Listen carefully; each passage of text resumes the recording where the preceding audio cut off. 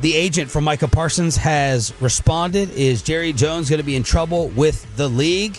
The man who got the response and wrote the column is Mike Florio, ProFootballTalk.com, Football Night in America, joining us here on 105.3 The Fan. Good morning, Mike. How are you, sir? Gentlemen, how are you? Doing well. David Mulugheta, what did he have to say back to you after Jerry's disrespect? Well, I thought that he took the high road. Basically, it's not about me, he said. It's never about me. It's about trying to get a contract for Micah Parsons that secures multi-generational wealth for him, similar to what Jerry has secured long ago for his own family. So I think it was the right tone, it was the right content, and it was the proper message. I wouldn't have been as charitable after being openly disrespected by Jerry like that. I don't even know his name. Good Lord. I mean, how can you not know the name of one of the most prominent agents right now in the NFL, one of the most successful agents in the NFL? And this all comes down to basic trust and relationships. And Mulugheta recently negotiated a new contract for Derek Stingley with the Houston Texans. 3 years into his career, no clock ticking. You know, the Cowboys feel like they need to have a ticking clock in order to get deals done. You can get deals done if there's mutual trust and respect. And it's clear that the respect is not mutual between Jerry Jones and David Mulugheta. Yeah, what would Jerry get out of this? First off, do you believe he did not know his name? Why would he do this? And I don't know how well you know Mulugheta, but do you expect him to allow this to factor into the negotiation? Like, okay, I'm going to make you pay a little more now. I doubt that it'll be a factor. At the end of the day, it's going to be a significant contract, and the Cowboys are already leaking this idea that they've already offered Micah Parsons the best contract for a non-quarterback in NFL history. And, of course, that will tend to put pressure on Parsons to take it and overlook things like structure and guarantees and other details that could make the offer not as attractive as the headline in the report that clearly was leaked by the Cowboys. But I think that Jerry knows who he's dealing with. This is just the way that really, really rich people, obscenely rich people, this is how they make power plays. When the Carolina Panthers fired Frank Reich a couple of years ago during the season, the owner of the team, David Tepper, deliberately mispronounced his name and called him Reich multiple times. Who in the hell thinks Frank Reich's last name is Reich? And once is an accident, multiple times is just a signal. It's a message. And it's how the ultra-rich stick it to people when they want to stick it to people. And that's what Mulugheta is dealing with. At the end of the day, he's just trying to get the best contract possible for his client, and he'll get it. It's just a question of when. And here we are with the Cowboys. Once again, what do they do? What do they do? They drag their feet. They drag their feet instead of just sitting down and doing a deal. Guys, it could be done in an hour. This is simple. It's about the money. It's about the structure. It can be reached very quickly if both sides are willing to do it. And the Cowboys are willing to do it only if they can talk directly to Micah Parsons and cut the agent out of the process. That's the thing, Mike. I can't wrap my head around, right? These are not dumb guys. They're going to be richer than all of our bank accounts ever put together times a million. Why wait? What are they seeing that we're not seeing in terms of not getting burned by the delays? I just feel like the Cowboys, and this is where there isn't a completely seamless connection between the way Jerry made his money in oil and gas and how you successfully negotiate contracts in the NFL. He has built his empire on doing deals that are very good for him and maybe not as good for the other side. And it's about one deal after another, and you do a good deal, and it's win-lose, or at least I win, and whatever happens to you doesn't matter. You keep doing these good deals, and you think that that's the same way it works in the NFL. And so they feel like if they wait, one of these days the player is going to wake up and take the offer that's on the table. It really is nonsensical, and it has impacted the ability of the Cowboys to be as competitive as they need to be. They have put themselves in horrible positions. They'll never admit it. They'll never admit it. Yeah. They put themselves in an awful position with Dak Prescott by waiting too long to sign him. And then they waited too long to restructure his contract, and it put him in a horrible position again. They put themselves in a horrible position with CeeDee Lamb. It ended up costing more than it would have cost, and they didn't have him ready to go when the season started. So And they've also made mistakes on the other side too, like when you pay Michael Gallup and maybe you shouldn't have, when you use the franchise tag on Tony Pollard and maybe you shouldn't have, and paid over $10 million, although that's a different vibe now than it was a couple of years ago.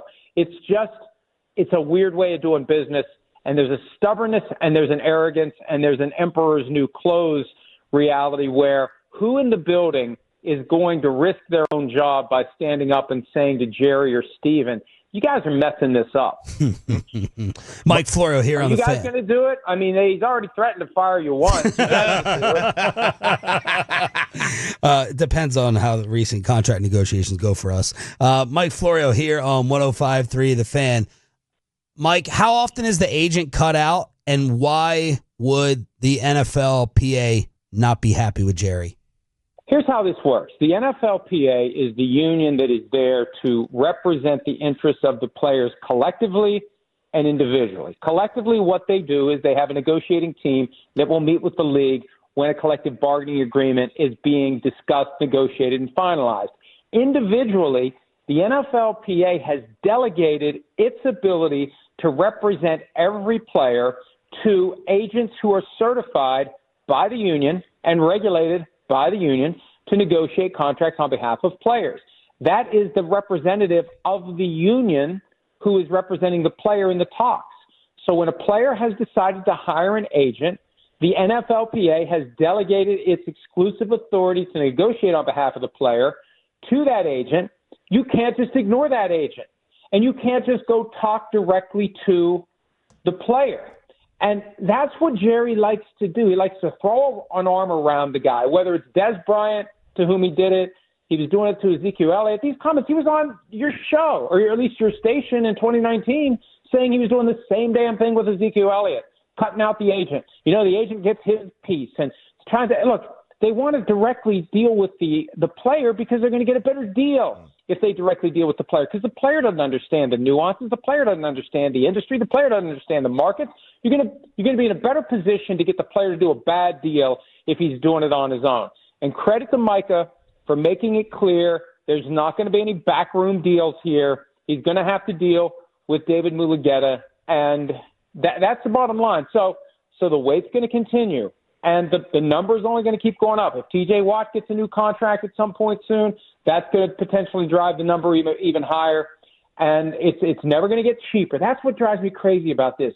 Waiting never makes it cheaper. It only makes it more expensive. It delays the cap space you can create to do other business.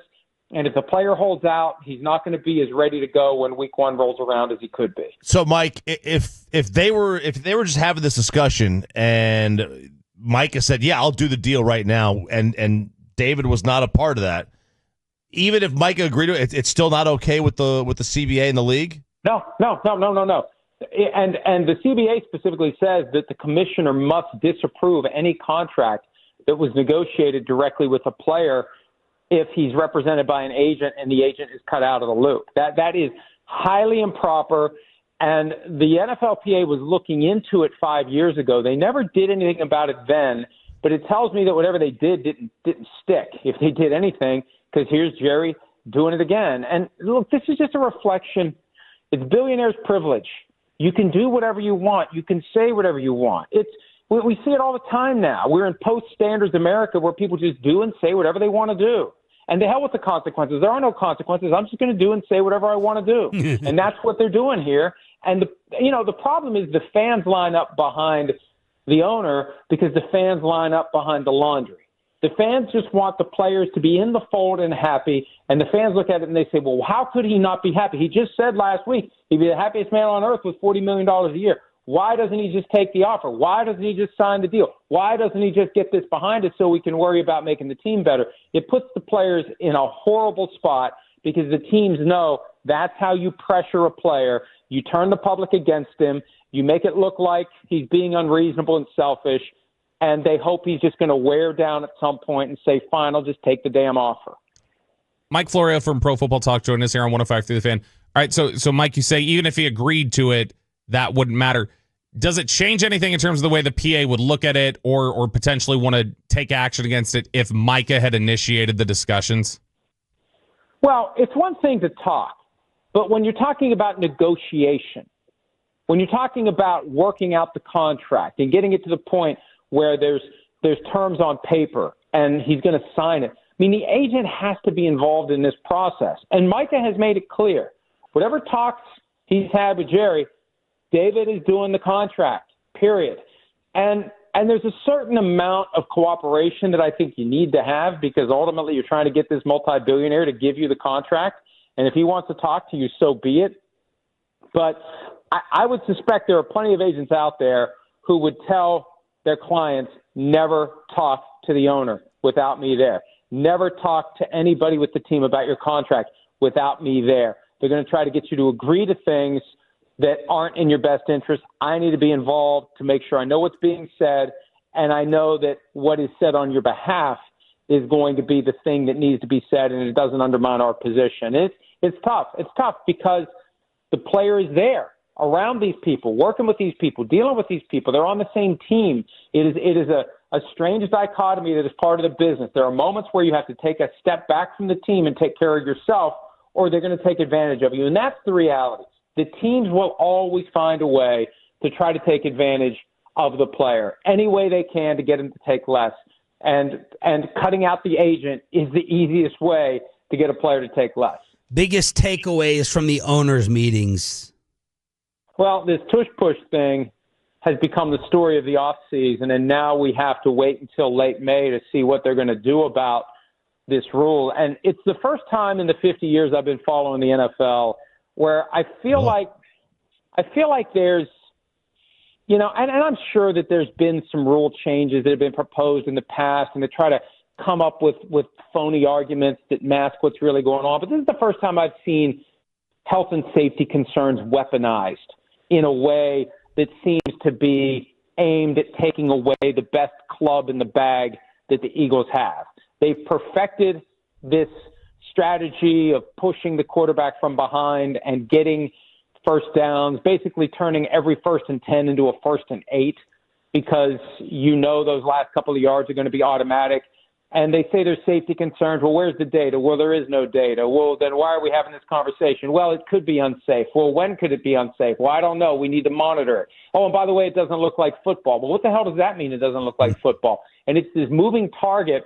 And at the core, it just feels like petty jealousy, because even though it's available to every team, only one team has perfected it.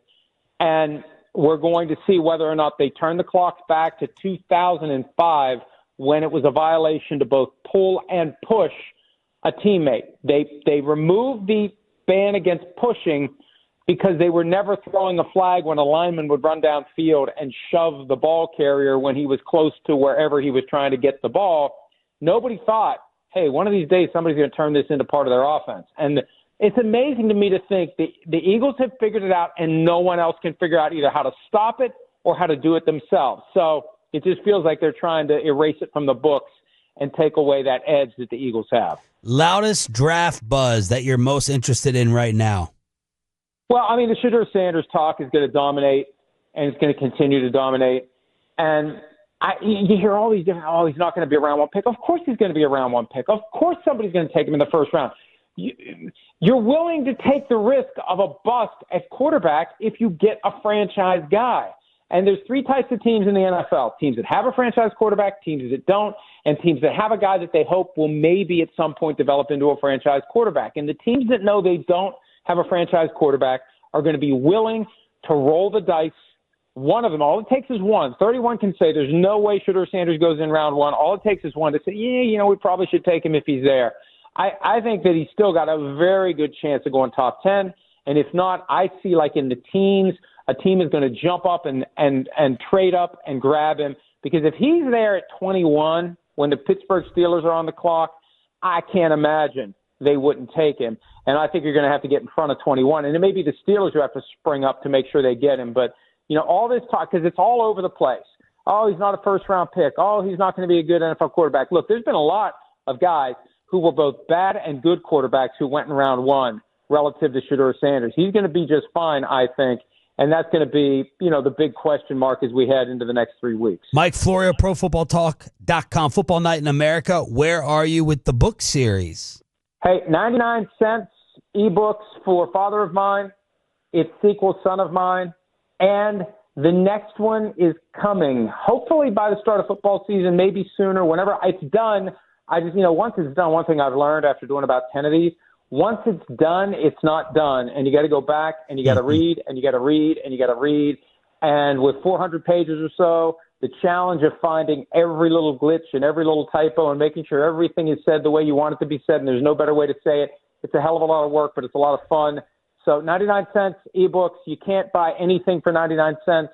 Father of Mine, Son of Mine on Amazon, 99-cent ebook. It's a little bit more if you want the hard copy, and some people prefer it. But if you want something cheap, right now, go to Amazon, 99 cents. Father of Mine and Son of Mine. That's $1.98 together. Is my math right? That's nothing. That's nothing. It's a newspaper nowadays. Do they even have newspapers anymore? I don't know. But if they did, it'd be $1.98. Thank you, brother. We appreciate it. Keep up the